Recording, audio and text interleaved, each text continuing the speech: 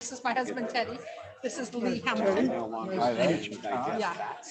So very interesting to see what you're doing. yeah. So he does the camera. So we're on Zoom Live. That's what this is over here.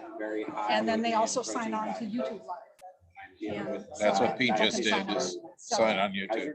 yeah, there's one gal on right now that she's getting ready to have surgery on her knee. Someday. So she's not able to come. So she signs No on. energy, Zoom. or it So you have basically a feels like separate there's about a fist-sized rock in my belly. And it never goes away. Yeah, and then this, he controls all the sound on that. Today we have just one guy playing guitar, Brian. So, and then, yeah, so it's, sometimes we have like 4 to 5 people up there. But good to be seen, better to be seen. And he handles all of that. Yep. And you know, Yeah, Peyton, I saw Peyton over there. How are you? Yeah, good idea. I'm okay. Good, you look good. Yellow flower. Nice big smile on your face. Right? True, true. I'm sure.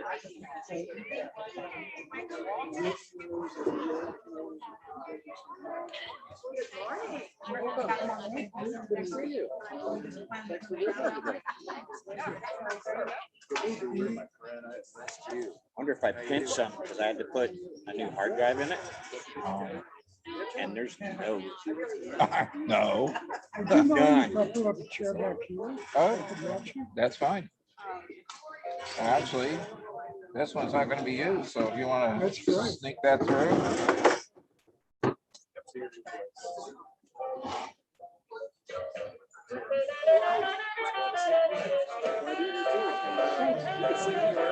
I was gonna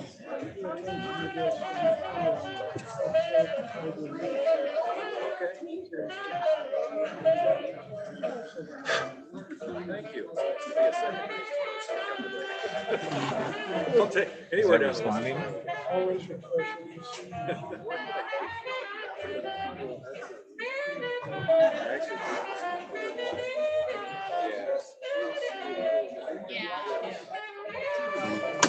Stab it. Unless you want to use the pad. I might have to.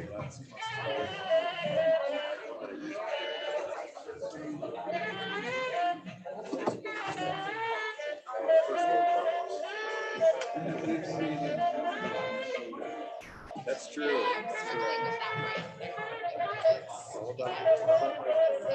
Story goes here. Daughter graduated with her bachelor's.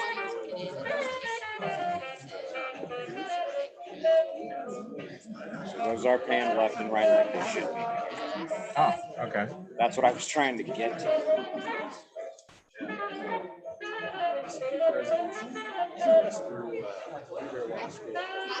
I don't know. I just 2 plugs, 2 holes. Right? So I had a 50-50 chance.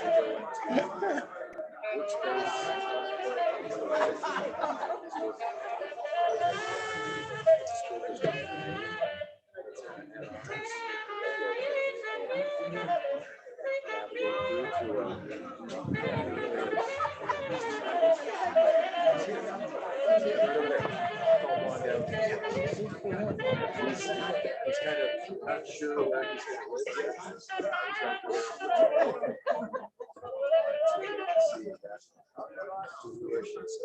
My daughter is talking to the gal. Can't see her fun thing. She's got a job in San Francisco. She said he's still up here, just working. His job doesn't require you to be. They might get close together. No, I didn't. That'd be great. Oh, you didn't. Want to be that way. I know. I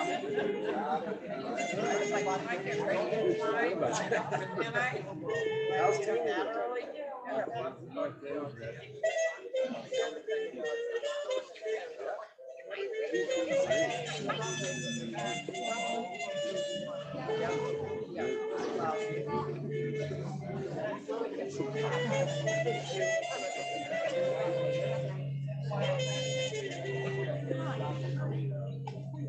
All day. All right. See you.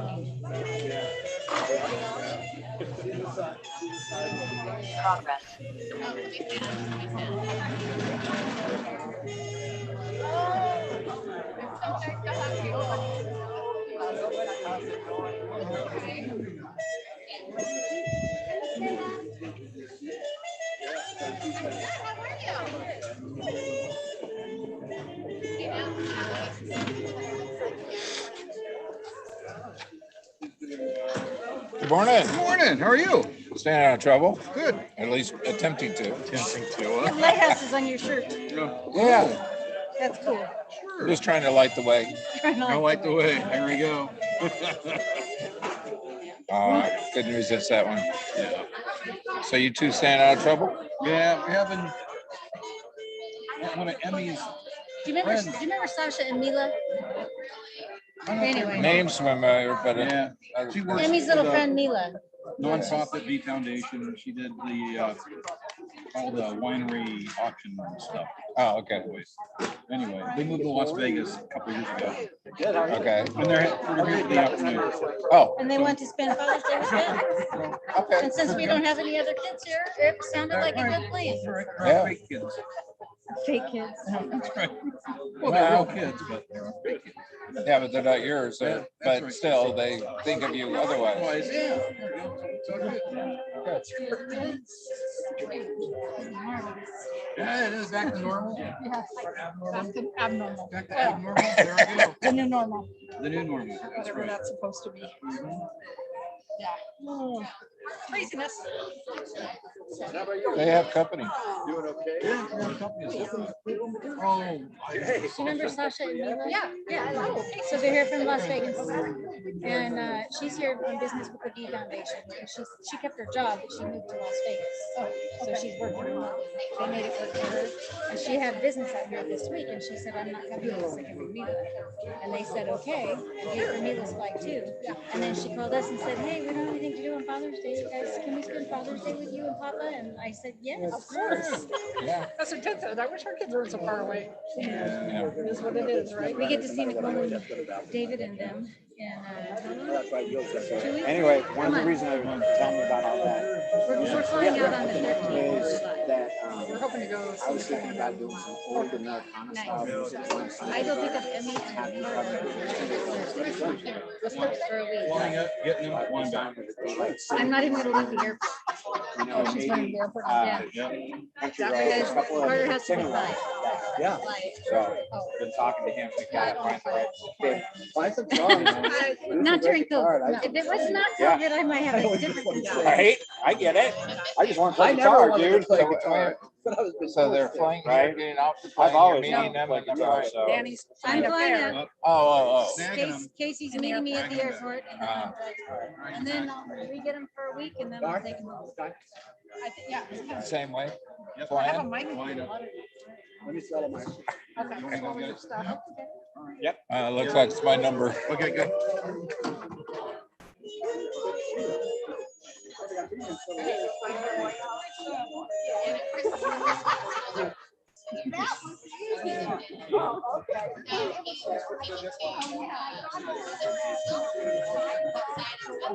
Okay.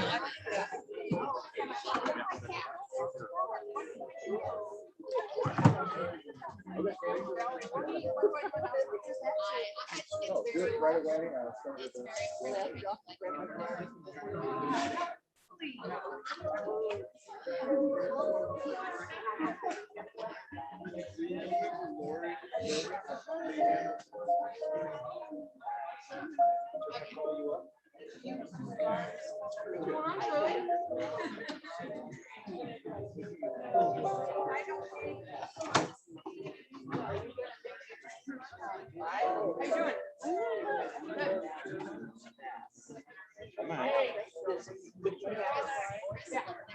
Good morning. Good morning, everyone. Welcome back to CrossWalk. Isn't this wonderful being back outside? In moments. Very fun. So glad you guys came and joined us today for worship. I want to wish all the men a happy Father's Day to any man who was born to a father. So that should include all of you, even if you're not a father. So happy Father's Day. And then also, I would like you all to join me in singing happy birthday to Pastor Pete, who had a birthday this week. He, last year, as you know, was COVID, so that was the big 50. He didn't get to really do much because it was the big 50 and we were in COVID. So join me in singing happy birthday to Pastor Pete. Happy birthday to you. Happy birthday to you. Happy birthday, Pastor Pete. Happy birthday to you. So if you didn't get a chance, you need to go on Lynn's Facebook page because she posted some iconic pictures of Pastor Pete. That's all I'm going to say. Go on and look at her page and you'll see them. Great things. So want to let you know that there are two opportunities that you can help us out here at CrossWalk, two places where you can serve if you're so inclined. The first one I want to tell you about is we're looking for someone to do security on 2 of the Sundays out of the month. So you would be doing it one Sunday a month. Lauren says that the only requirement is you have to be ambulatory and you have to look really good in a neon green vest. And you'll see him walking around here today. He's doing it today. So just want to let you know if you're looking for a way to serve, that would be a way. And how many of you are enjoying the coffee this morning? Because we actually got coffee and donuts back. Awesome. So we're looking for someone to make coffee one Sunday a month on the second Sunday of the month. So if it would be something you think that you'd like to get involved with, it is a great way to get to meet people and get to know people by their names. So if you're looking for a way to serve and you think you could do it on the second Sunday of the month, just let me know and we'll get you trained for that coming up. So lots of great stuff going on. Also want to remind you that if you haven't had a chance to go in and look at the rooms, we've remodeled all 3 of the rooms here at the end, the fireside room and the 2 conference rooms next to that. They turned out beautiful. It was a great team got together to go in and like paint and remodel everything in there. So if you get a chance to go look. And I want to thank Lynn, who's back here. This is her thing is she loves to do interior decorating stuff. So she looks for what is really cool and modern. So if you get a chance, go check it out and let Lynn know what you think. But I'm totally impressed. There's in one of the rooms, there's a Peter Rabbit quote that works perfect for the people in recovery. And people have been coming in to check out the rooms because they're wanting to start back. And they're like, that is so cool. So who would have guessed Peter Rabbit works in the room? So just get a chance, go in there and check it out and let us know what you think, because we've been working really hard on that. That's one of the good things that has come out of COVID. But we started doing it right away because we didn't know how long it was going to take. So we got them almost all done within a couple of months. And they were like, okay, we're ready to reopen. And of course, we didn't get to it. So are you ready to push it back? Let's do this together. Well, good morning, Crosswalkers. It's so nice to see your faces. I was going to do like a little romper room thing. Anybody remember that? It's like, I see Lisa and I see Jen. That's what I was thinking of. You know, I told you guys that Darn Play is my favorite spiritual band, but my favorite rebel all my life has been Waylon Jennings. I just love the guy. I love the way he writes, not only his words, but his lyrics are straight from the heart. He tells his stories of his life. So I'm going to do a Waylon song. And I didn't plan on this, but it also represents what this church is. You know, outside on the flag billboard, it says everybody always, right? That's what it does. Everyone always. And this song is called America, and it basically represents the same thing. So let's bring it out then. Oops.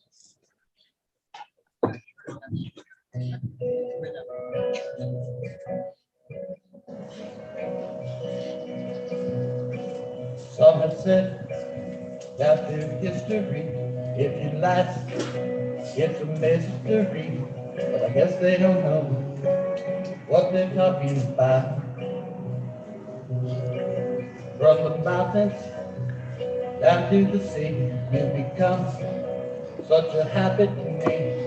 America, America. Well, I come from down around Tennessee, but the people in California are nice to me, America. And it don't matter where I may roam, tell you people that it's home, sweet home, America, America. And my brothers, they're all black and white, yellow too. And the red man is right to expect a little from you. Promise and then follow through, America. And the men who died on the plains and lived through hardship and pain, America, America.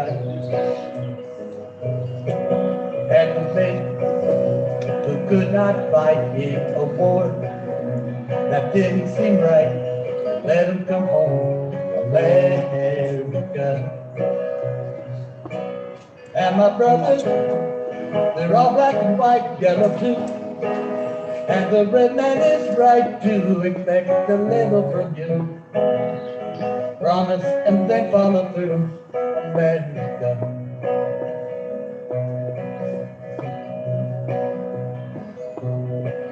Well, I come from Denver and Tennessee, but the people in California are nice to me, America. And it don't matter where I may roam, tell you people that it's home, sweet home, America, America. And my brothers, they're all black and white, yellow too. And the red man is right to expect a little from you. Promise and then follow through, America. Yeah, it's home, sweet home, America. Home, sweet home, America.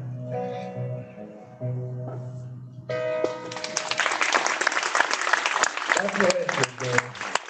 Everybody, anytime, anywhere, y'all be welcome.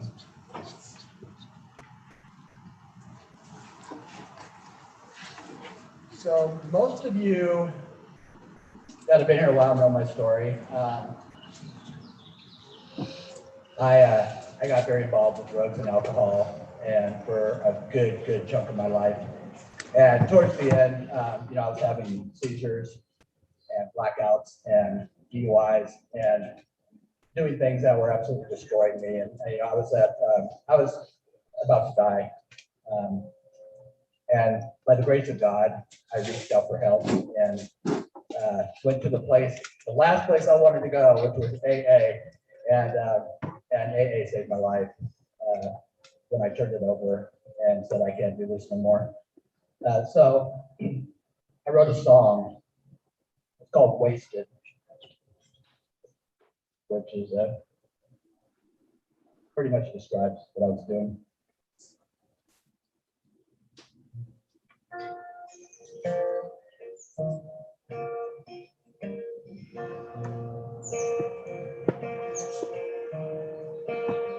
Ooh, wasted.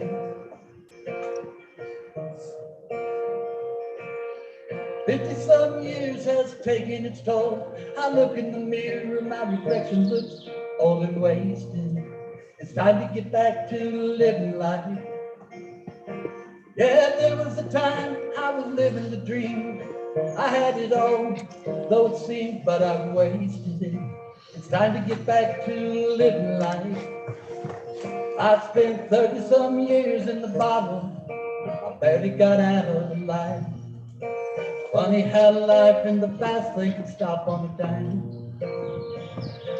And if you were to ask me, I'd tell you that life is a gift from God. So don't waste it. Yeah, life is a gift, don't throw it away. You're gonna love it someday. And time go by in the blink of an eye, so don't waste it. Yeah, time goes by in the blink of an eye. It's all part of the game. Make your next move carefully and ooh, don't waste it. 2 steps forward and 1 step back, like a stop on a dime. Here today and gone the next, so ooh, don't waste it. And like a gift, don't throw it away. You're gonna love it someday. Time flies by in the blink of an eye, so don't waste it. And life is a gift, don't throw it away. You're gonna love it someday. And time goes by in the blink of an eye, so don't waste it.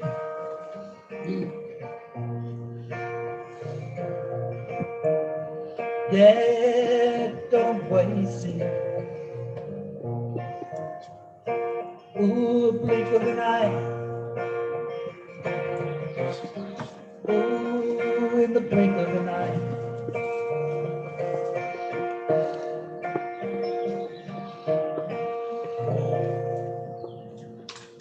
I'm glad to be alive today. Good thing to say.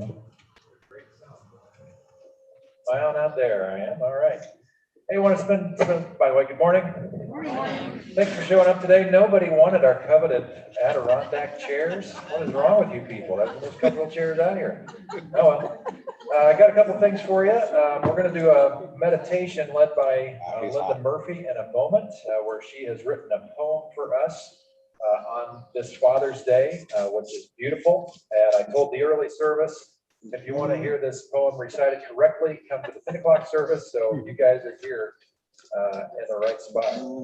When I get to the teaching stuff, I want to have a couple of you read for me, just to share the fun a little bit. So if you're up for that, I'll have a mic to give you, the same one that Linda has in a moment. And just want to acknowledge that not only is this Father's Day, not only was Friday my birthday.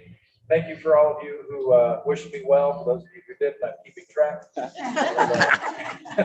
back on. Just kidding. But yesterday was also Juneteenth. And it's just a reminder.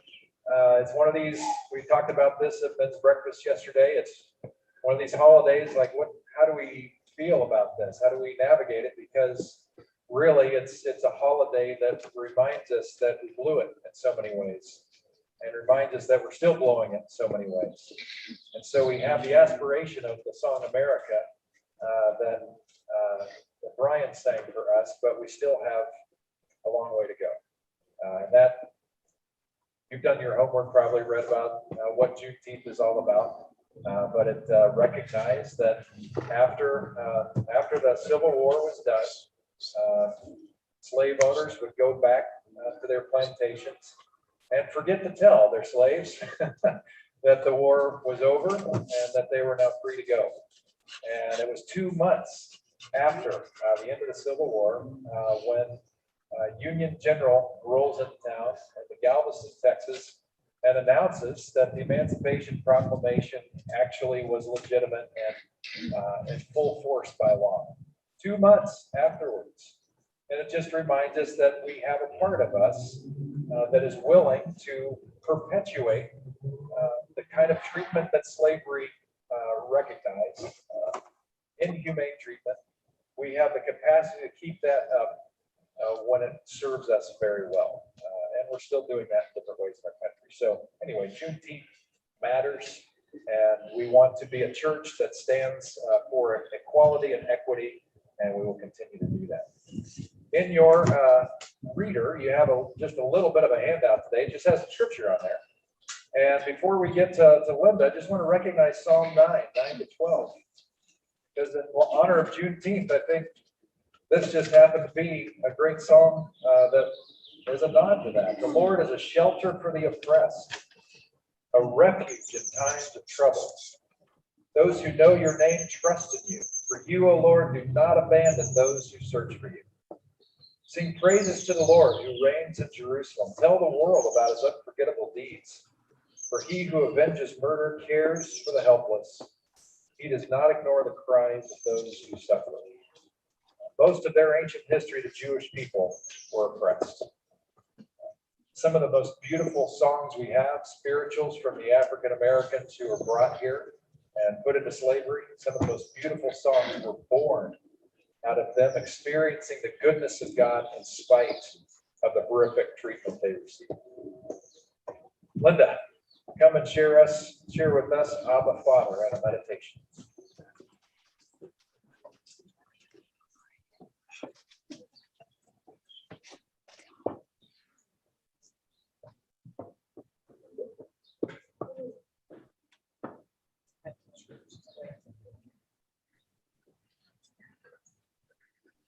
Hi, everybody. Thank you for your patience. It takes me a minute to get here. I want to say happy Father's Day to all you fathers and father figures. And this morning, I also want to say happy Father's Day to all men, whether you're parenting a child or not. Because what I've learned for myself is, each man carries the seed of the divine masculine within them. And I know a lot of men who try and work every day to bring that out more in their lives. And I honor you today for that. Now, a little backstory before we begin. My 1970s feminist self never thought I'd say things like that. And I had a wonderful, loving father when I was a little girl, so I can't say that I was wounded by that, but I know a lot of people who were. And I know a lot of people who their human father experience left them wounded, angry, resentful, and it makes it very difficult to relate to a Father God. When I got to CrossWalk Church, I didn't know why I was here, because I had left the punishing voices of the certain kinds of Christianity behind a long time ago. But as I stayed, and you people allowed me to stay and just love me for who I am, and Pastor Pete reinterpreted scripture for me, I was still kind of caught in my heart about this Father God thing. Because, what I was taught when I was growing up was, that old man with white hair and the white beard and sky that was, raining down judgment, and I will smite you and throwing lightning bolts if I wasn't a good girl. And, that's what I had in my head. So Pete at one point in time recommended a book called Abba Father. Abba, A-B-B-A, he told me, was more like a child's cry. Daddy, rather than that authoritative image of father. And that book actually helped me open my heart to a Father God that was different than what I had ever. So I'm a poet. Naturally, what do I do? I wrote a poem about this. So what I'd like to do is lead you in a little bit of meditation. And then I'm going to read the poem and allow some silence after that, in which you might want to just simply get willing to say yes to letting God the Father show you who he truly is. Okay? So let's begin. If you will all just get yourself in a comfortable position, wherever you're seated or standing. Allow your body to relax. You close your eyes. And take 2 or 3 really deep breaths in, cleansing breaths in and out. Another one in and out. Third breath, long and out. And you're breathing, just go back to normal. Bring your attention to your breathing.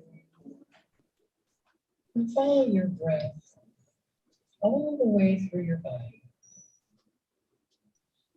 So notice any places where maybe there's still tension or stress.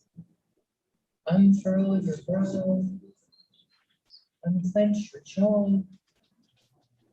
Let your shoulders fall down from your ears. Open your palms and breathe.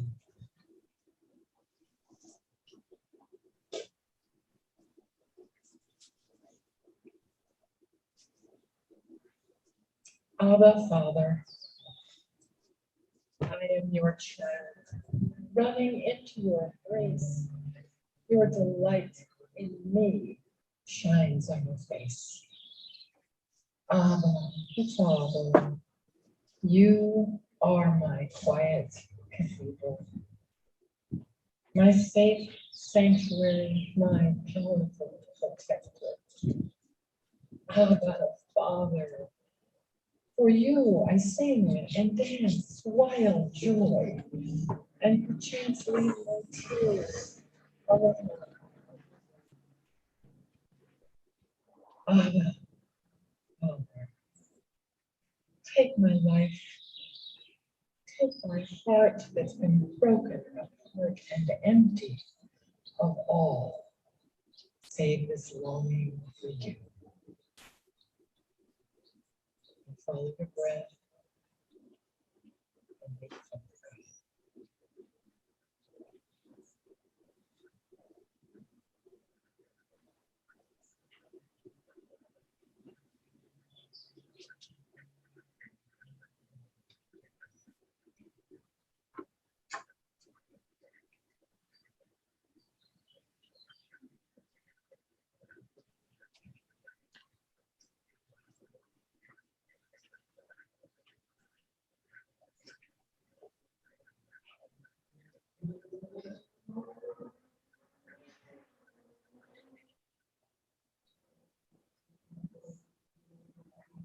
When you are ready, let your breathing return to normal.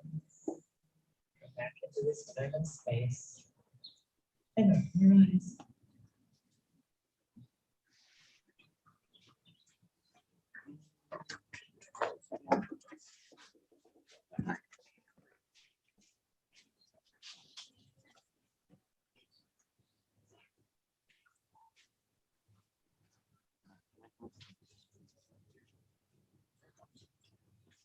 So this next song is no way intended for the men here. Or maybe it is.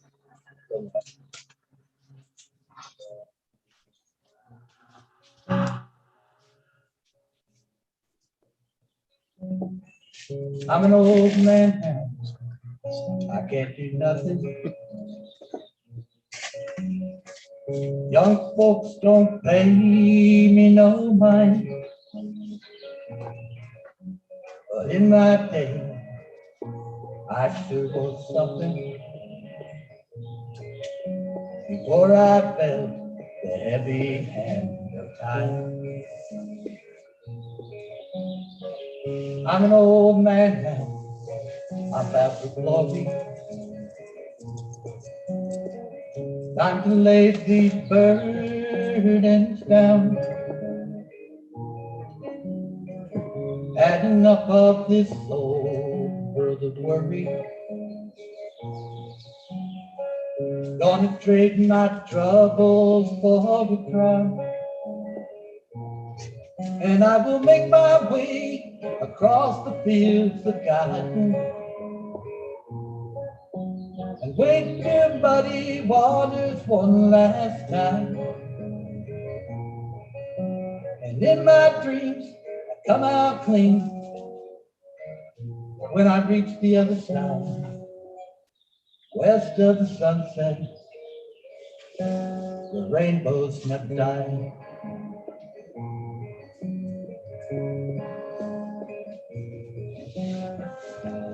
I've got one last thing to do, one more mile before I'm through, casting off these earthly chains, going where there is no more pain.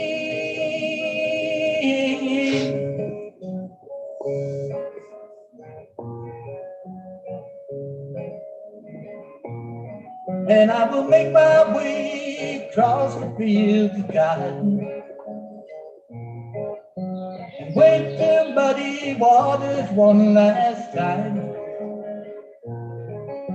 And in my dreams, I come out clean when I reach the other side, west of the sunset, the rainbows never die.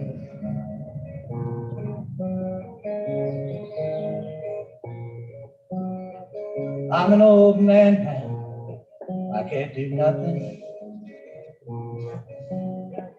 Young folks don't pay me no mind over in my day. Yeah, I sure was something before I felt the heavy hand. Actually, I think that song applies to me right now. I feel like an old man. All right, enjoy the rest of the service. It's live. Come on. Come on.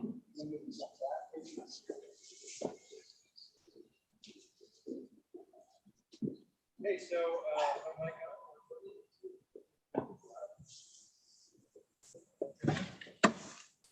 I'd like to be my reader. Come on.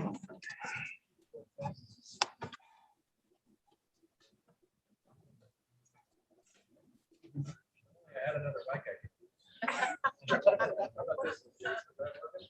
I'm trying, Pete. I'm trying. I don't know what's going on with the software right now. So I do, David, and we down to go. All right, very good.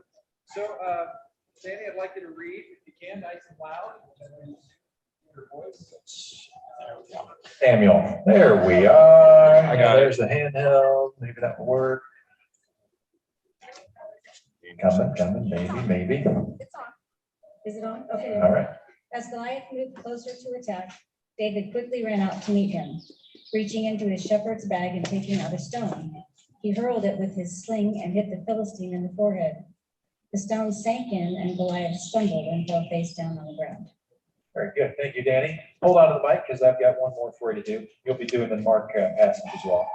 And that's it. Unless Ben forces it from you and wants to take it, let you guys fight over that. How many of you have ever heard the story of David and Goliath before? I would say most of you, even if you didn't grow up in church, the story of David and Goliath is an epic story. And in terms of David's life, it is the most detailed, well-crafted, epic stories that we have. It reads like an epic story of old that you might find in other faith traditions even, or just in lore in general. And it's one of these stories that everybody knows. It's about the little guy defeating the big guy. And I just want to walk you through a couple of things and remind you of what happened before this. So you had a time in history when the Egyptian empire is crumbling. And that meant everything north of Egypt was kind of in flux, including the people of Israel. So the people of Israel, which are a number of tribes that are trying to collectively make their own land and call themselves their own country, they had just acquired for themselves, much to the chagrin of God, a king named Saul, who's trying to pull them all together.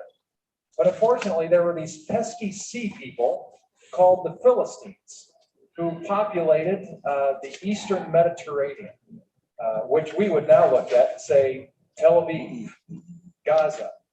That's where we're talking about, where they inhabited.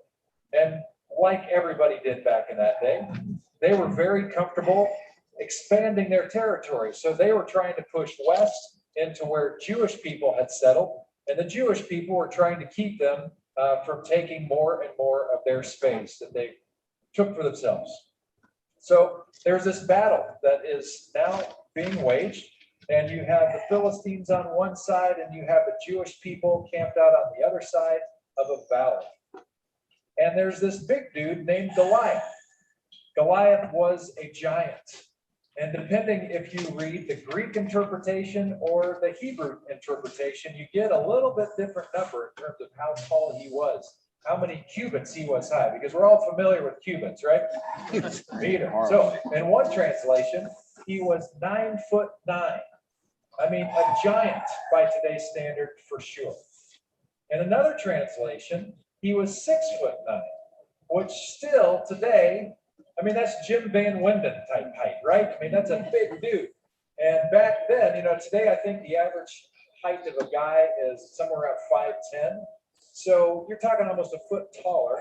But back then, the average height of men was probably closer to 5 foot. So by their standards, either way you go, this is a huge guy. And what did Goliath do that led up to this battle? Goliath yelled out to the army of Israel and Saul, who were all entrenched in their fears, and called out and says, let's just limit the bloodshed. You all send out a warrior from your side to take me on. I'm the greatest warrior of the Philistines. And whoever wins, wins the whole war. Now, this was fairly common back in the day. This is how they did things, the way that they taught. Never really stuck. The battle might happen, but frankly, the losing side would never be okay with it. So there was always going to be more battles, but it was a nice idea anyway. So Goliath makes this call, and nobody goes forward. David, who wasn't on the front lines, but was making a journey from his home near Bethlehem, he was making his way to the front lines to see how his brothers were doing and to take something home from them to assure his father that they were still alive. And on this particular day, he went to go visit his brothers and make sure they were okay.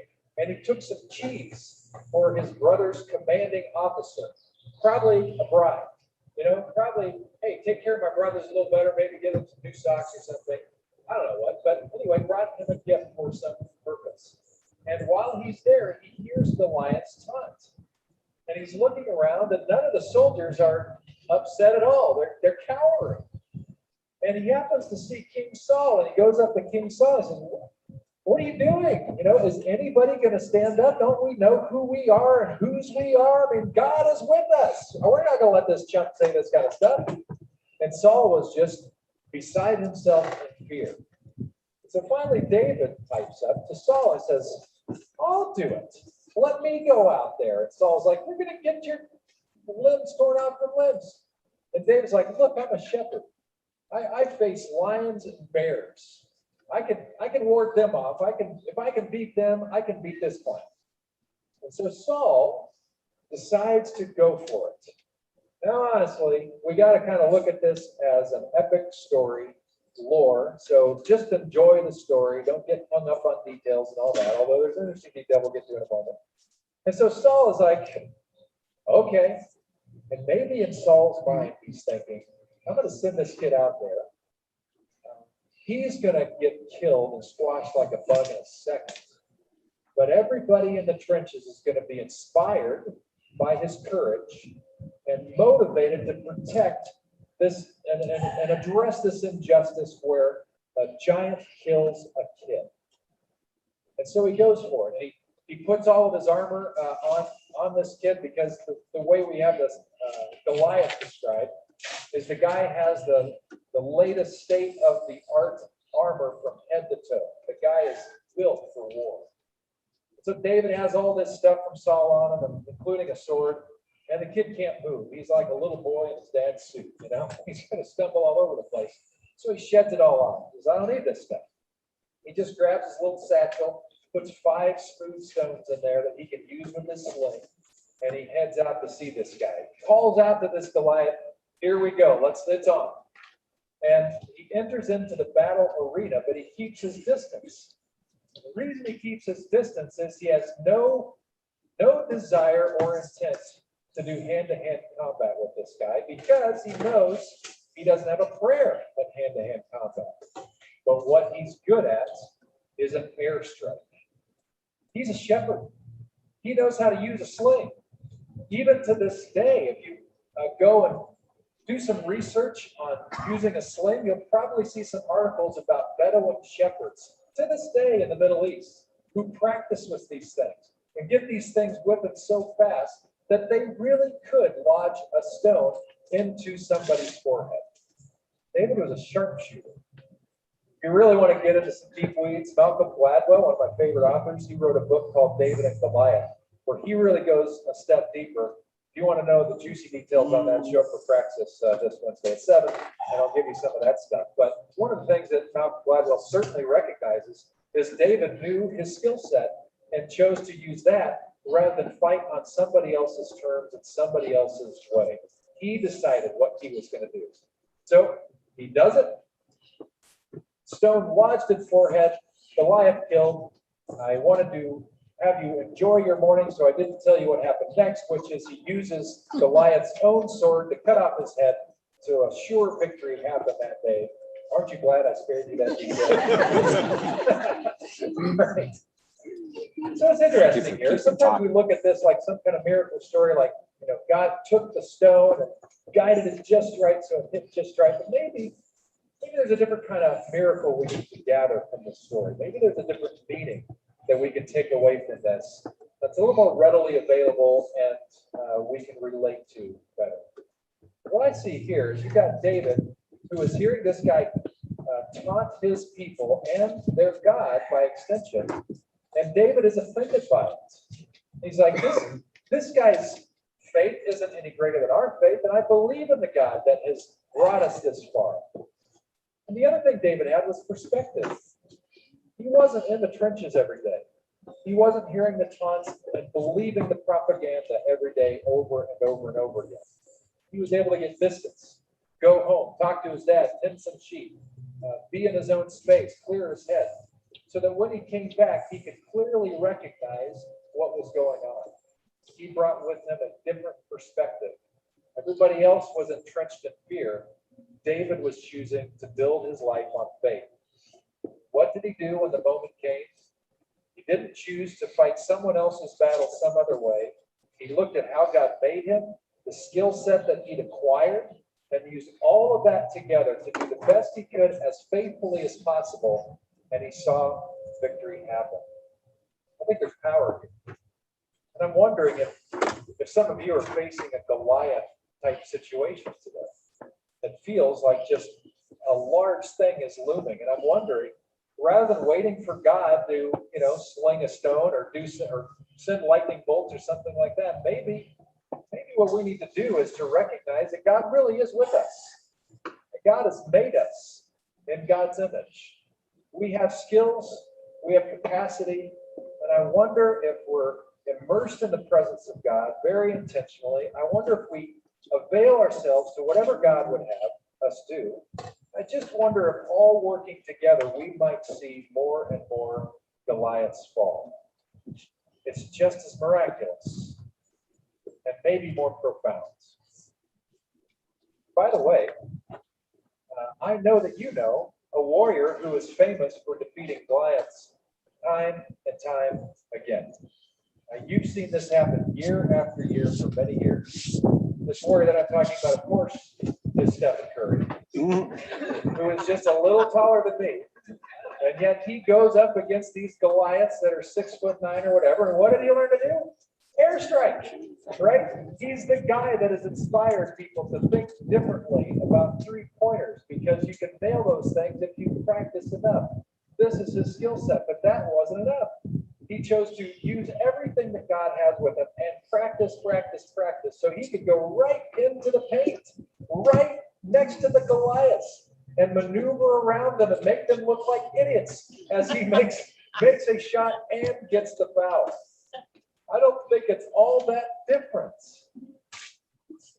His body, his physique, his everything that he's doing, all coming together, giving praise to God in its own strange way. You with me on that? Can I get an amen? Yes, of course, God is with the warriors. We know that.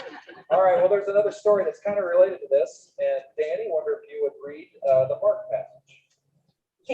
Jesus said to his disciples, "Let's cross to the other side of the lake." So they took Jesus in the boat and started out, leaving the crowds behind, although other boats followed. But soon a fierce storm came up. High waves were breaking in the boat, and it began to fill with water. Jesus was sleeping in the back of the boat with his head on a cushion. The disciples woke him up, shouting, "Teacher, don't you care that we're going to drown?" When Jesus woke up, he rebuked the wind and said to the waves, "Silence, be still." Suddenly the wind stopped, and there was a great calm. Then he asked them, "Why are you afraid? Do you still have no faith?" The disciples were absolutely terrified. "Who is this man?" they asked each other. "Even the wind and waves obey him." Thank you, Danny. You are off the hook now for the rest of the service. All right. Until the end, if you've got some more to add, I want to have an opportunity for a little Q&A and insights that you might have or questions. We'd love to hear from you before we close the service out. So maybe you can make Ben be the mic carrier. All right. So a word about this story of Jesus that can get in the way in terms of how we choose to approach it. What do we got here? We got a guy who is in a boat asleep when the storm is raging, and he speaks to the weather, and the weather obeys him. What do we do in a story like that? Now, some hear that story, and just by faith, we accept it as is and say, well, that's what it says, so we're just going to believe that and move on.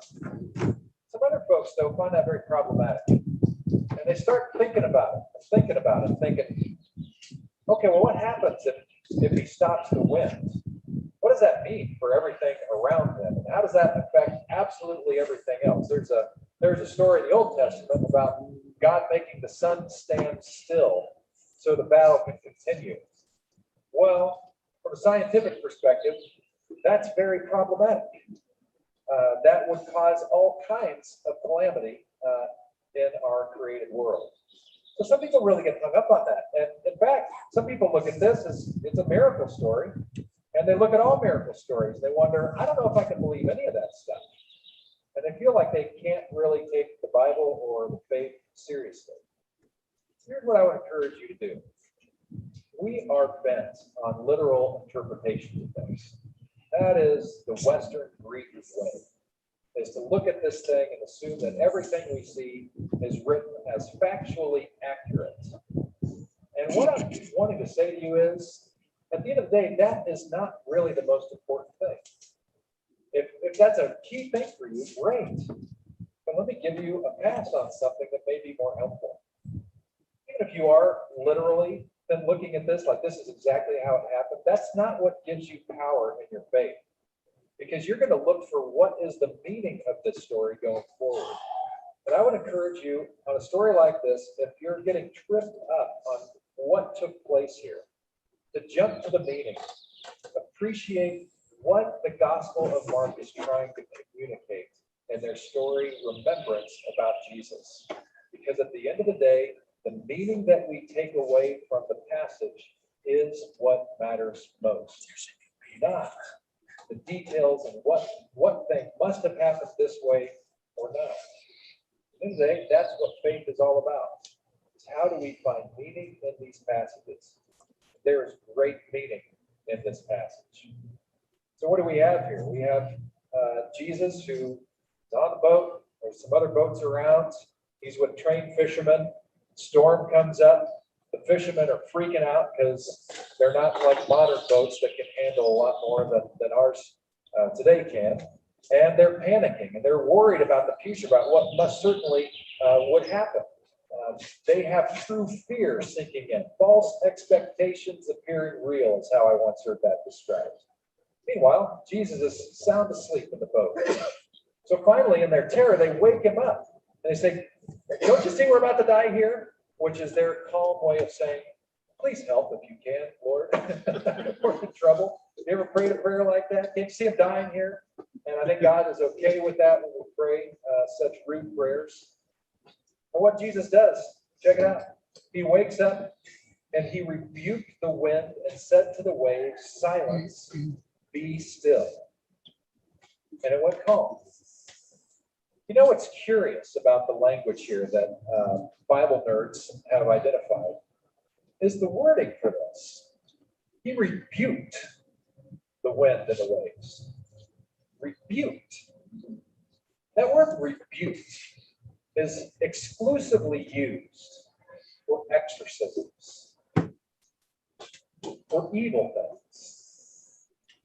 It's as if we are deceived through Mark's remembrance here. Not that the wind itself is evil, not that creation is evil. We know creation is good and very good, according to Genesis chapter 1. And so what are we looking at here? It's almost like what Mark is wanting to say to us is, where you see this thing that you interpret as evil, there is a rebuke that can happen that is able to calm things down. I'm seeing a couple things here that I think are worth noting. The first thing that I think is super good, and this is especially meaningful and I think relates to us when we're finding ourselves in the middle of any storm in life, whatever that kind of storm is the first thing is name it. So Jesus here He rebuked what? He rebuked the wind and the waves. He knew who he was addressing. He knew what he was addressing. And he called it out. Sometimes life doesn't afford us such clarity. Sometimes we're just walking around with all kinds of anxiety and angst over whatever problems we're experiencing. And sometimes the reason that is because it's not one thing. It's a cluster of all kinds of things. Holidays can trigger some things. We don't even know why we might be keyed up on a particular holiday. And that's because it touches and triggers all sorts of other things together. And all of a sudden, it's this conglomeration of angst and pain and struggle that we're not quite sure what it is. We just know it's a thing that's there. Sometimes we get in an argument with people that we care about. And it's more than just about the argument. It's about other things surrounding the relationship. We're not even sure what to do with it. It's like this big hairball of a problem, and we don't know what to do with it. Sometimes something happens to us, and it just feels like this big, painful hurt and mess, and we don't know what to do with it, but we know it's there. But even saying that we recognize that we've got a hairball of a problem is a great step forward, because we at least admit there's a thing that needs to be addressed. Being in denial, pretending like there's nothing going on, just sort of pushing it under the rug like there's no problem here, as our hair is on fire and our ulcers are forming, does absolutely no good. But at least identifying, even if the best we can do is, I feel awful and there's this thing happening, I don't know what it is, but I'm at least recognizing there's a thing, there's a there, is a great first step. So my encouragement to you, if you're facing it right now, whatever that thing might be, at least say it out loud and recognize what it is that is the problem. Jesus models that here. But then there's another very interesting tactic here that I think we can employ. That is that when Jesus saw this thing, when he recognized what it was, he had a word for it. Silence. Be still. He had a word for it. It came out of his mouth. He heard himself say it. It worked his vocal cords. Other people heard him say it. And I think it actually works.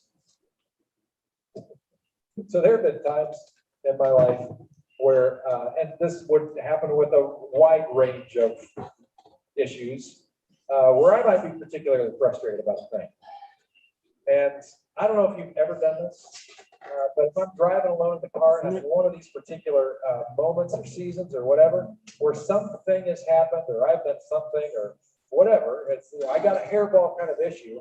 Have you ever done this where you just sort of groaned out, or oh, have you ever done that at all? Just sort of make it audible, kind of a thing. Have you ever done that before?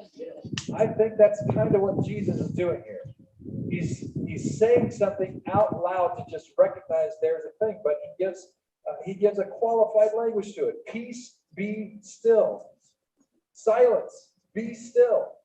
And I think when we actually do that, I know something happens. Physiologically, something happens. Can you identify the storm going on in your life right now? Can you identify anything at all? Any sort of storm whatsoever in your life that you can think of and name? Okay, this is something I'm not real happy about. Can any of you think about that?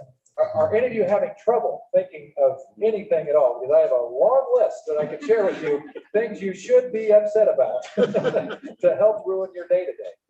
I want you to think about that thing and identify it for a second, okay? I want to tell you a little factual thing that I came across in a podcast that I heard about a month ago. And so this is a brain science kind of nerdy thing, but they noticed that when people commute, when they have a long commute home after work, where it's bumper to bumper traffic, and it's kind of cutthroat who's going to get in front of who, they notice that when people get home, they're grumpy. Isn't that a revelation?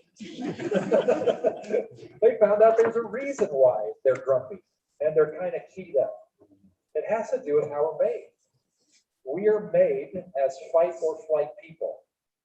our bodies, when we enter into that kind of pressure traffic, our bodies and our minds go into fight or flight mode. Now, normally, when there's an actual real enemy to deal with, and we're fighting or we're fleeing, we are burning off all of this energy that we have built up for the battle. And so once the battle is over, we don't feel keyed up anymore in the same way.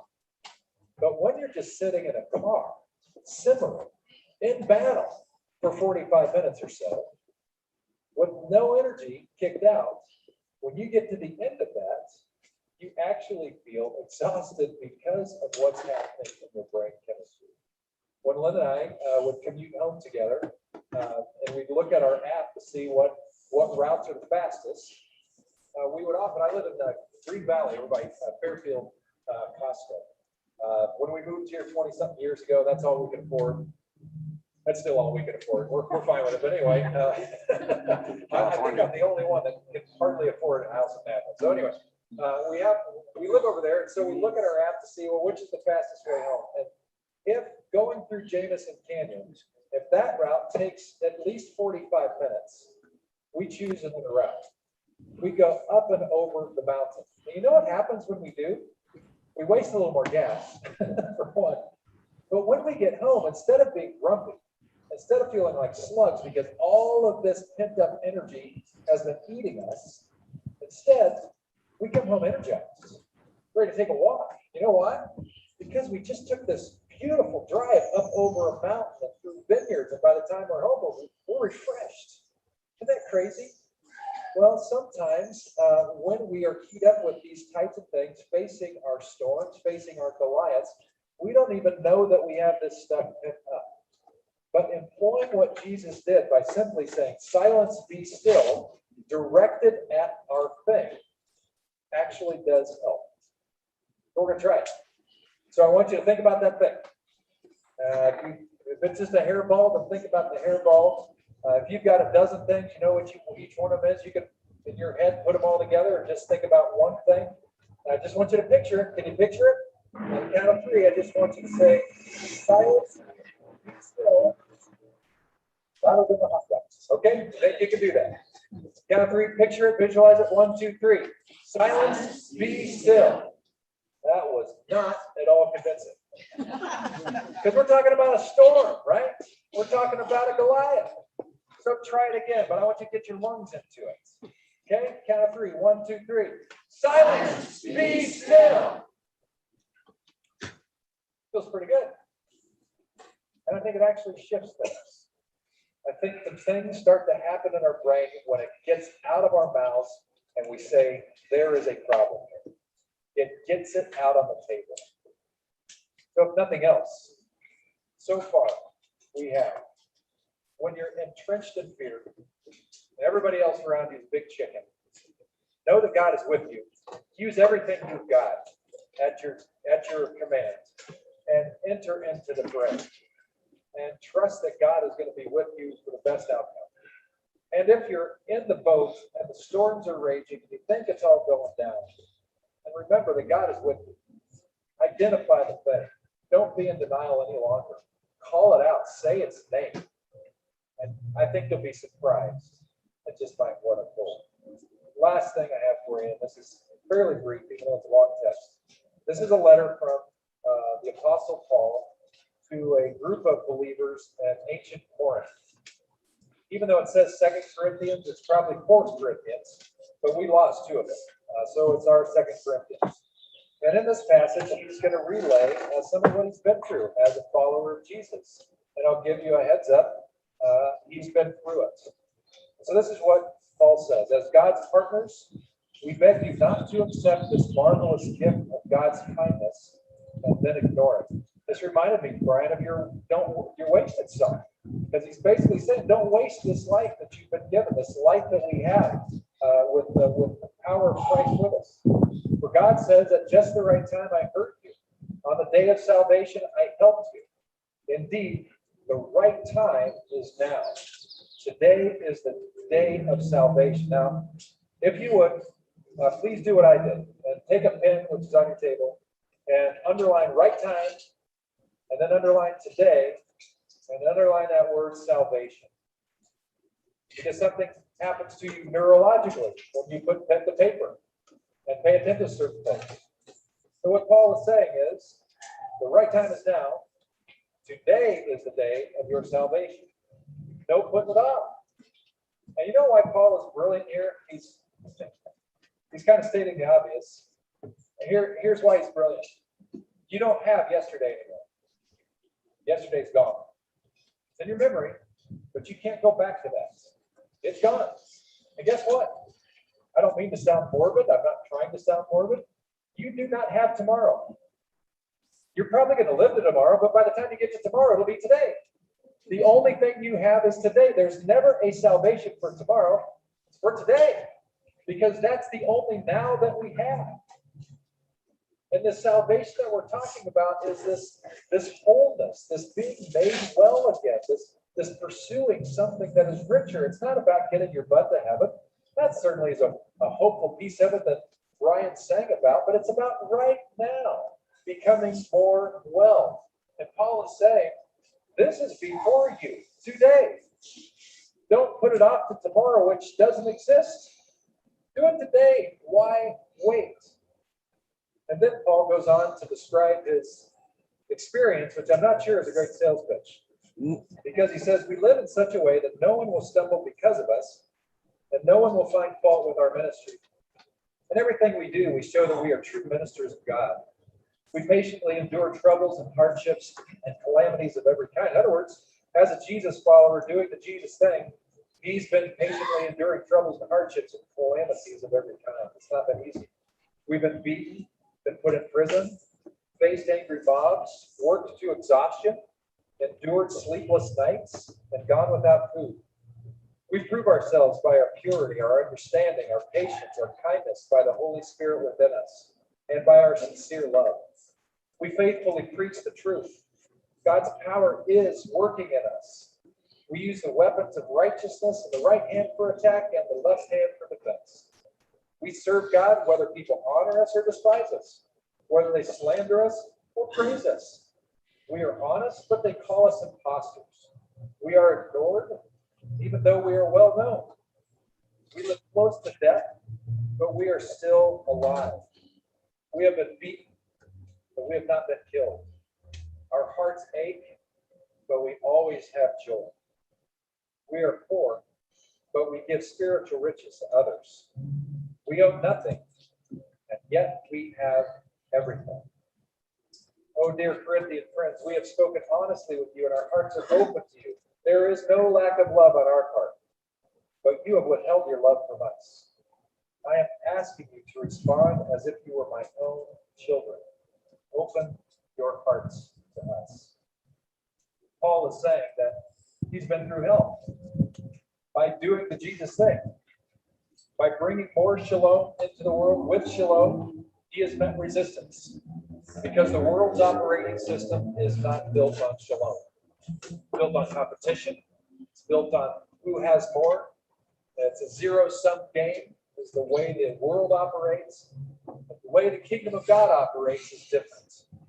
The way the kingdom of God operates is shalom. And when shalom gets in the face of people who are entrenched in the operating system of this world, of have and have-nots, if I'm the winner and you're the loser, they don't like it because it changes the rules of the game and it forces them to look at each other and the entire world differently.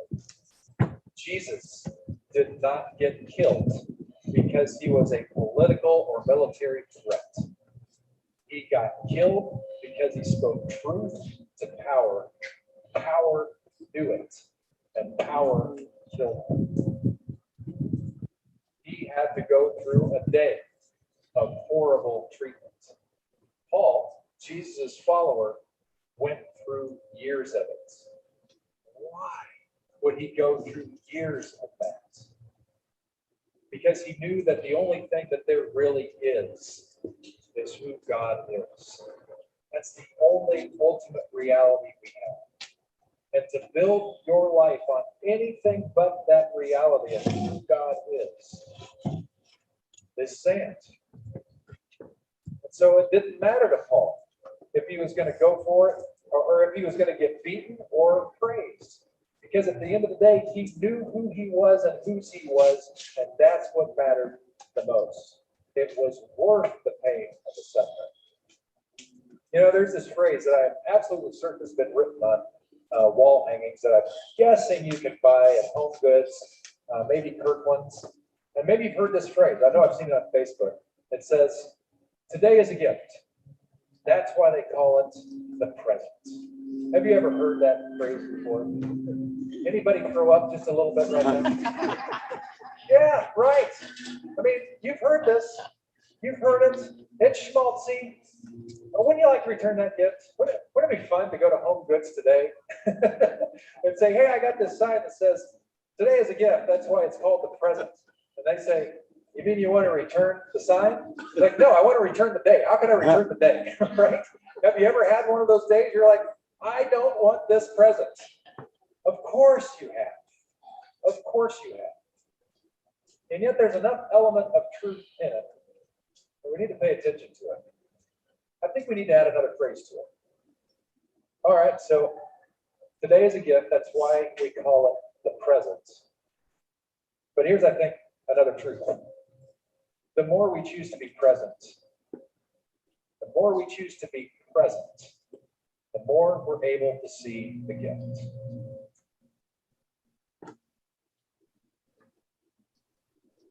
So there is a well-known journalist from a generation ago named William Seabrook. And he wrote a book called Asylum. And it was a part of sharing his experience in an asylum. He checked himself into an asylum in 1933 because he was struggling with alcoholism. And back in 1933, there weren't residential treatment facilities, and the best you could do was go into an asylum. And so he went in there, and for the first period of time, while he's trying to beat his addiction, he wasn't having any of what anybody was saying. He was constantly challenging what they were saying. They'd say one principle or truth, and he'd come up with 6 yeah buts behind it to dissuade them. Anything they would say is true, he would say that's not true.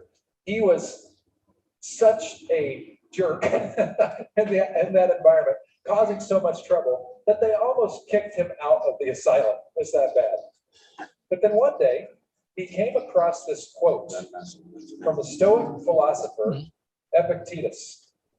This is the quote: "Every event has 2 handles, one by which it can be carried and one by which it can't.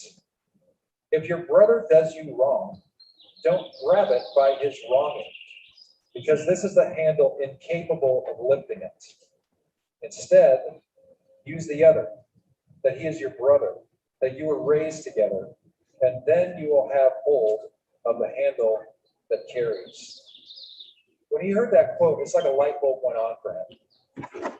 And he recognized that he had another decision to make, that there wasn't just one way of dealing with this thing.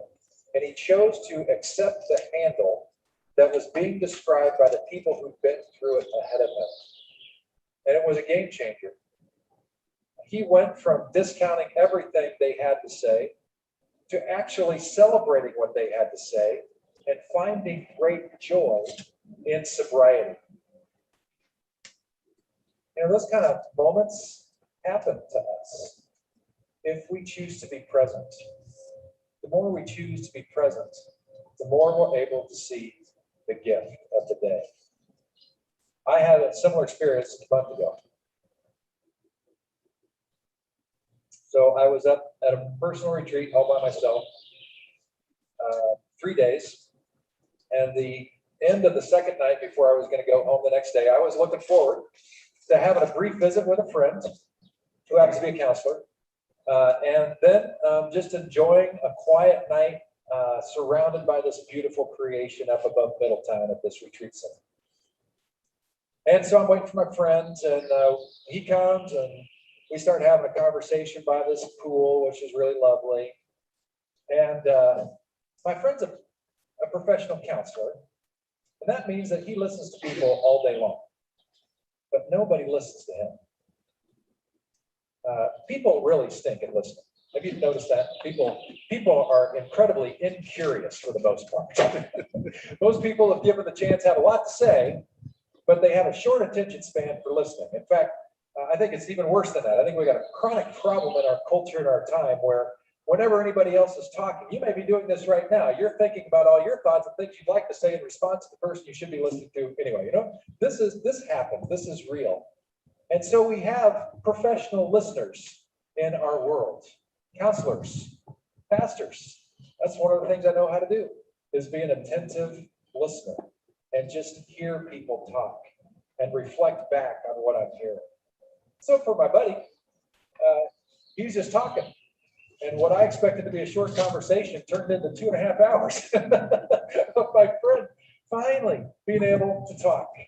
And about every 45 minutes, he'd even laugh at himself. He's like, I just can't believe I'm talking this much. And I was just like, that's great. I'm getting to know him better, so no problem. But you know, I went back to my cabin that night. And I was thinking, you know, that not necessarily, I wasn't exhausted by it at all, but I was thinking that's not exactly what I had in mind for my last evening there. And I was a little bit grumpy about it, not at my friends, but just that's just the way it happened. I wasn't seeing it as a gift.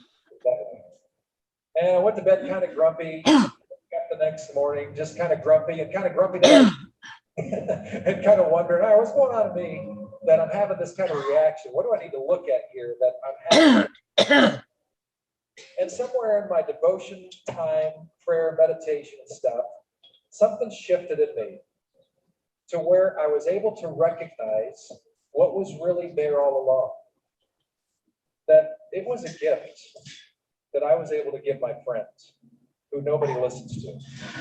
It was a gift I got to give to him, to hear his story, for another human being to actually care enough to just listen. And the joy that gave him, I just realized I got to be a part of that guy's joy today. And it completely transformed me. My countenance shifted. I went from grumpy to elated. I'm not kidding. It was that radical. Kind of like William Seabrook's experience in the asylum.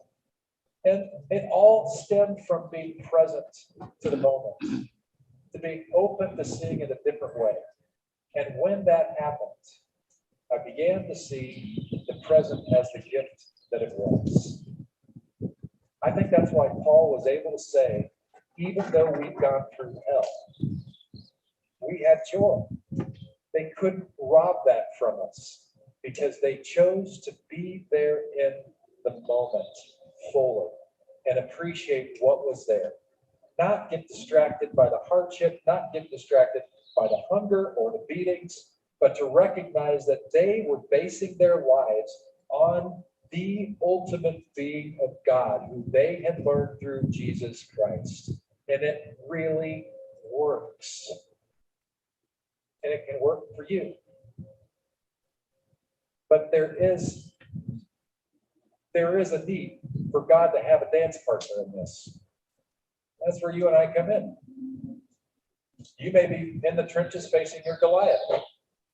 There is an invitation for you to know that God is with you, that God has given you the skill set and the capacity to do what you can for that moment, if you will. You may be in the boat that feels like it's about to go down and the thunderstorm is raging. In the middle of that, there can be peace and a solution to identify what it is you're dealing with and even speak into it, which will have the capacity to, like a massage, working out your knots in your muscles, have the capacity to slowly and surely calm the waters. You have the capacity to realize that this invitation from God is not for tomorrow, and it's not for yesterday. Today is the day of that salvation, if you will have it. Tomorrow's not coming, because by the time we get there, it'll be today. I know that's a little weird, but you get what I'm saying? And every day then becomes your choice. Now is the day of salvation, if you will have it.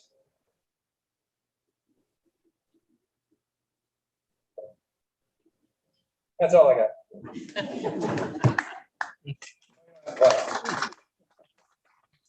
But I am curious before we, kind of bring this time together to a close.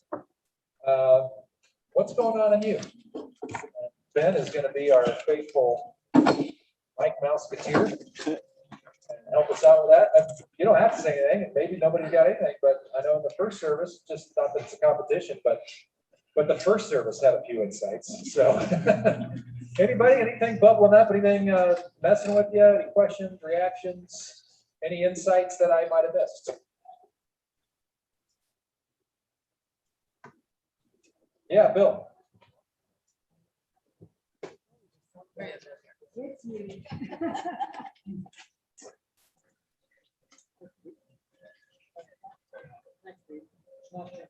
Keep talking into it. It'll come.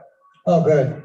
I have a question about the modern day miracle about the crab fisherman that went down several feet off the coast of Massachusetts. He was swallowed by a whale and then spit back out. Yeah. Also, I would like to hear a little bit more about Daniel and the lions, why he wasn't eaten up. Thank you. Yeah. Well, you're gonna have to wait because those texts aren't coming around in election for a very long time. So, or come to practice or set up a meeting. I have an insight for myself. Can you hear me? Yeah. Just to let you guys know where I stand, I'm probably headed for back surgery, spinal surgery within the next 2 to 3 months. And so that's the Goliath looming on my horizon. And what I get from today, and I get a lot of my in the moment mindfulness and practice, is that it's my job to stay in today. And I love the part you said about little David, that God gave him all the skills he needed in order to face the Goliath and to just do what he can do and not try to be everything that he could think of to combat that in the moment. So I really like that. That's my takeaway today, is just stay in today. All the rest of it's not my challenge. Yes. Great. Do the next best thing. Yes. Yeah. Anybody else? I had a friend in the early service. He asked the question, how do you find out what handles are available to deal with situations in a different way? And he's a chaplain, and so I turned the question back on him. And one of the things he said was community. That sometimes when we are in isolation all by ourselves, we literally don't have the capacity to see anything else because we only have our eyes at work. But it's when we surround ourselves with people who love us and we trust and it's mutual, then we have different vantage points.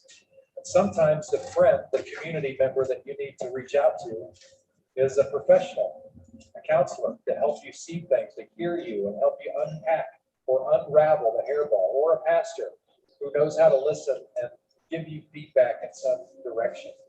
And so if that's you today, and you're looking for those handles because the way you've been doing things just simply hasn't been getting you where you want to go fast enough, those kinds of things can accelerate your healing and your experience of salvation, which again is being made whole right here and now.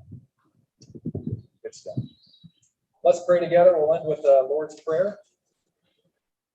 So if you would, just close your eyes and be still with me for a moment. And what I would like you to do is take a deep breath just to kind of cleanse your space a little bit. And I'm wondering, what is the take home for you today? How are you going to apply what we've seen in these texts to your life today? Can you name it? Can you commit to it?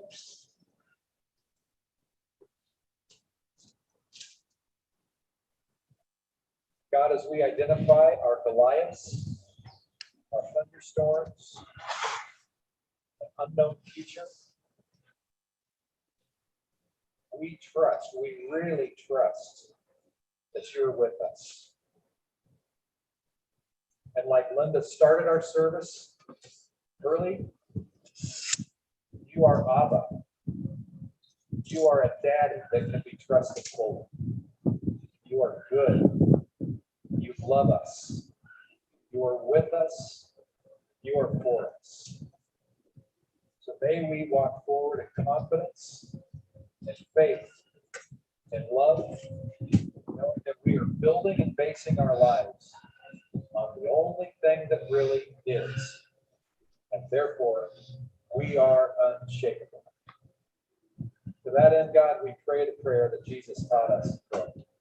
Our Father, who art in heaven, hallowed be thy name. Thy kingdom come, thy will be done, on earth as it is in heaven. Give us this day our daily bread. Forgive us our trespasses, as we forgive those who trespass against us. Lead us not into temptation, but deliver us from evil. For thine is the kingdom, and the power, and the glory forever. Amen. As benediction, would you rise with me and pull out your handouts and look for that little paragraph called St. Patrick's breastplates. This is a wonderful piece to meditate on, by the way, if you're looking for something to include in that. Let's say it out loud together. Christ with me, Christ before me, Christ behind me, Christ in me, Christ beneath me, Christ above me, Christ on my right, Christ on my left, Christ when I lie down, Christ when I sit down, Christ when I arise, Christ in the heart of every man who thinks of me, Christ in the mouth of everyone who speaks of me, Christ in every eye that sees me, Christ in every ear that hears me. Thanks for coming today. Hope you had a great experience. We will see you next week at 8:30 and 10. All right. Have a good day. You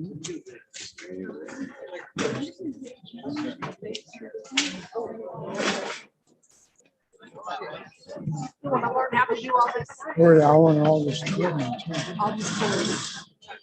Where you saw. Thank you.